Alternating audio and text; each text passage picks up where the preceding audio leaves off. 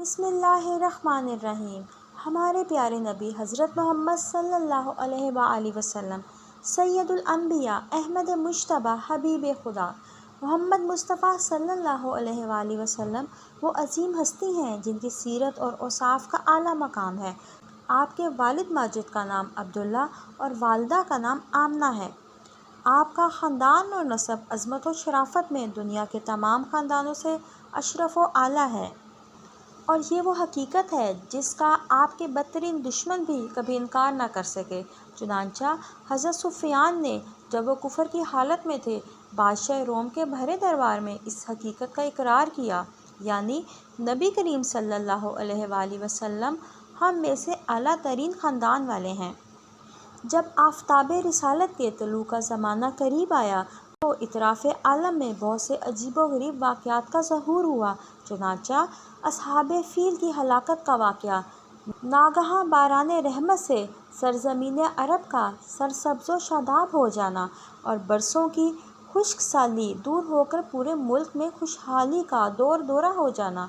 بتوں کا منہ کے بل گر پڑنا، فارس کے مجوسیوں کی 1000 سال سے جلائی ہوئی آگ کا ایک لمحے میں بجھ جانا، شام اور کوفہ کے درمیان وادی سماواہ کی خشک ندی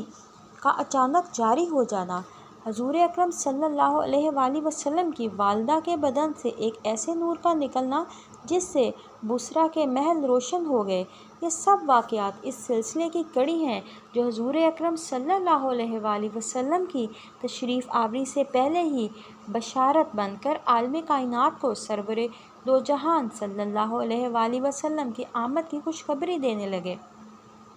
آپ صلی اللہ علیہ وآلہ وسلم کی تاریخ ولادت سے متعلق مختلف اقوال ہیں، جن میں سے مشہور قول یہی ہے کہ اصحاب فیل کے واقعہ کے 55 دن بعد 12 ربیع الاول مطابق 20 اپریل 571 ہجری کو آپ صلی اللہ علیہ وآلہ وسلم پاکیزہ بدن، نافع بریدہ ختنہ کیے اور خوشبو میں بسے ہوئے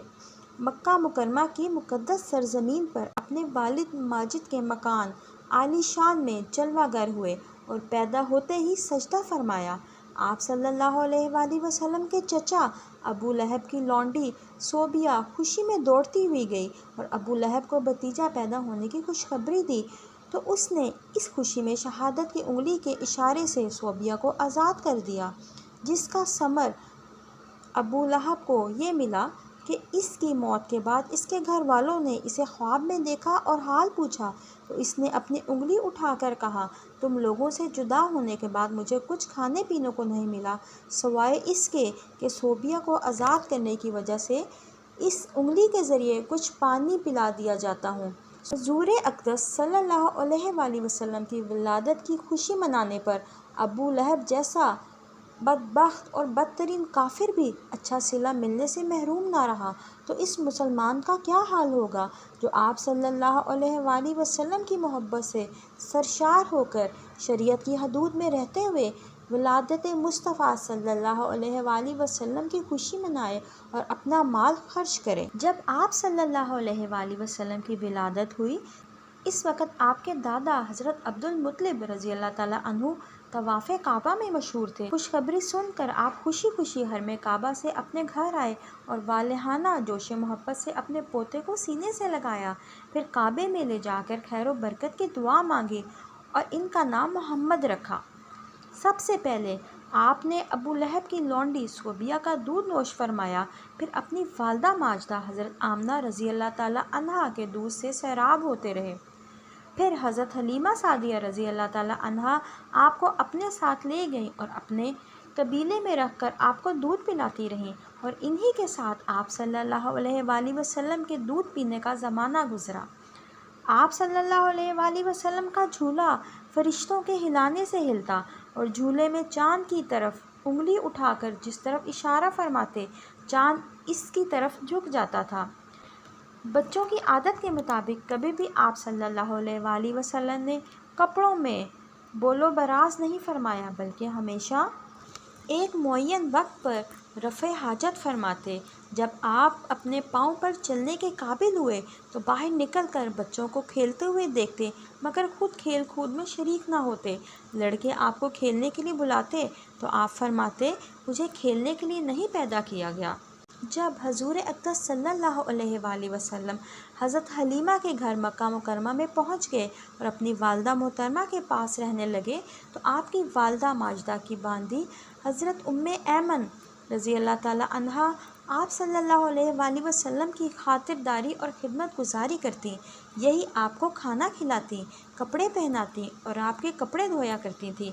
جب حضور کی عمر 6 سال کی ہو گئی تو آپ کی والدہ ماجدہ آپ کو ساتھ لے کر مدینہ منورہ تشریف لے گئی۔ حضرت ایمن بھی اس سفر میں آپ کے ساتھ تھیں۔ وہاں سے واپسی پر ابوا نامی گاؤں میں حضرت آمنہ رضی اللہ تعالی عنہا کی وفات ہو گئی اور وہیں ان کی تدفین ہوئی۔ حضرت ایمن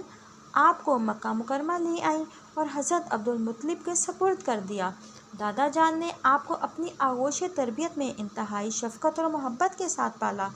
اور حضرت ایمن بھی آپ کی خدمت کرتی رہیں۔ جب آپ کی عمر 8 سال کی ہو گئی تو حضرت عبدالمطلب کا بھی انتقال ہو گیا۔ ان کی وفات کے بعد آپ کے چچا ابو طالب نے آپ کو اپنی آغوش تربیت میں لے لیا اور آپ کی نیک خصلتوں اور دل لبھانے والی بچپن کی پیاری پیاری اداؤں کو ابو طالب کو آپ کا گرویدہ بنا دیا۔ ابو طالب کا بیان ہے کہ میں نے کبھی بھی نہیں دیکھا کہ آپ کسی بھی وقت کوئی جھوٹ بولے ہوں یا کبھی کسی کو دھوکہ دیا ہو یا کبھی کسی کو کوئی ایذا پہنچائی ہو یا بیہودہ لڑکوں کے پاس کھیلنے کے لیے گئے ہوں یا کبھی کوئی خلاف تہذیب بات کی ہو۔ ہمیشہ انتہائی